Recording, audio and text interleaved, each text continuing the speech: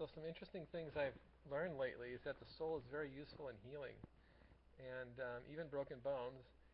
And yeah, currently this is the condition of my healing on my my healing leg. It was a separated tib fib. In other words, we call that a broken leg. So some interesting thing that I was aware of as I was healing, I would feel my sole drop down. I could see it, parts of it, and get into my leg. So something fun is,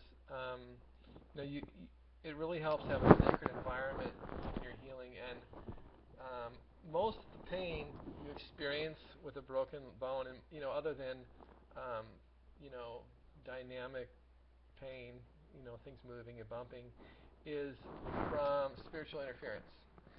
Feeding on the bone, feeding on the leg. That's an opening. It can be viewed as a weakness by, well, the wicked. So, um, if you end up, I've had several broken bones. If you end up with a sacred space, you feel your bed, your cast, everything becomes warm and loving.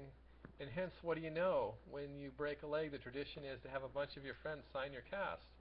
They give you some love, some encouragement. So that goes along with protection and providing a sacred healing environment for the bone to heal. Um, Personally, I've experienced a severe break in the past, and personally, I think the first step is to put a cast on. I would ignore what the doctors want to do. They all want to operate, and I've seen a lot of results poorly happen from operations. So I have to watch my time here. Um, so I'm not a doctor, but just the bone healing, well, soul healing, the bone healing process in itself is a very dynamic way that the body rebuilds that connection, so that then you get strength into the leg again, or the bone, the arm, or wherever it might be. If you study the bone healing process, because the last one I did was a severe healing because I went into surgery, and they ended up putting in donor bone. They took out all my good bone and put in donor bone, even though I said do not operate. So, um, I had really good bone that was mine, and they took it out and put in a bunch of shit and tore apart my ankle.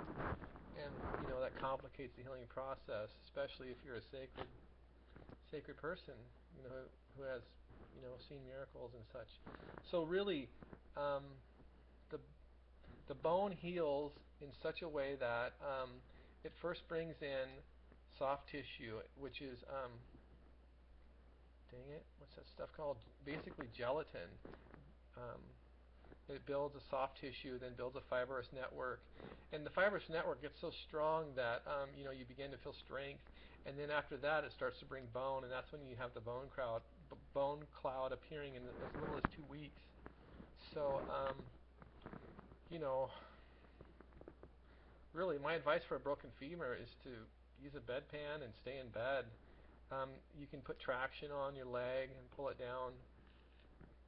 You can set the bone yourself. You can maintain it in bed. You can use different various splints.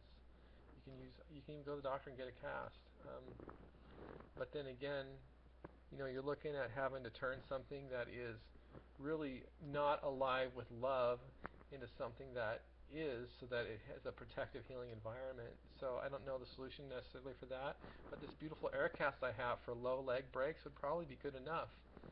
They don't really give you a full leg break for low tib fib anyway, I don't think. I'm not a doctor, so I'm just giving you my opinion. I healed this leg with a cardboard splint, and I liked it up above the knee, and then I used an ace wrap to strengthen it when I would get up, and then I'd loosen the ace wrap when I'd get back in bed. Um, Perhaps when I went to the bathroom, and I did use a bedpan the first week or two because I wasn't on pain meds. I wanted to protect the healing. So really, the soul, once it is purified, once it is healing, once you pray for your soul protections to be healed. I think that's going to start happening, to a lot of people. Well, I don't want to say what I'm not sure about that part, but soul protections is a good place to start once you realize, hey, we need to heal. And I'm a firm believer that there's so many people with souls that aren't necessarily of a genuine origin that it creates a lot of incursion into the rest of everybody's soul. So I think most of the people have need for the soul protections to be healed, and you pray to Jesus Christ to heal your soul protections. I mean, what do you know? Is that really a difficult thing to do? I mean, He is our merciful Jesus Christ, and He wants us to be healthy, strong, and even alive, and even sexually alive with our spouses, or maybe boyfriend, girlfriend. So one really cool thing that I did with, I bring that up because that is an important part of making yourself, your body, your soul healed and protected. So, because it's a very strong thing that two people can do together. And so I'm talking about soul protections. Soul healings. I observed my soul dropping down, so I thought, you know what? The first step of bone healing is you need some gelatin. So I just simply put my cup of gelatin on my belly, just to see what would happen, and said, hey, please heal me. And it was a pretty interesting experience. Giving something, you can give it to your soul in your belly, or maybe you give it to it directly and see what happens. So in my case, it was a really cool experience. So, then we can step into, let's say, your friend, you're a sacred person, you're cleansed, your soul is strong, it's well fed. Your friend might have a broken leg, so you go visit them, and then you circle around them with 5 other friends, and you pray, and Jesus Christ can help heal, and then maybe all your souls work together to create to do cleansing, purification, maybe even healing. Maybe bring some gelatin out of your body into their spiritual body, where then it can help heal their legs or whatever.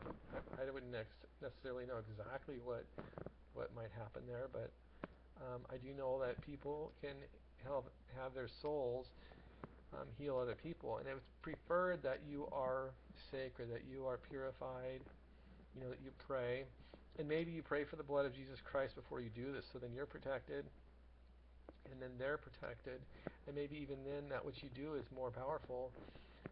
Of course, always you can pray that He heals them too. And of course, the more sacred your environment, the more closely and deeply Jesus Christ can intervene to heal and help and protect and cleanse and purify. That's my experience. So, okay. I forgot to pray in the beginning of this video, but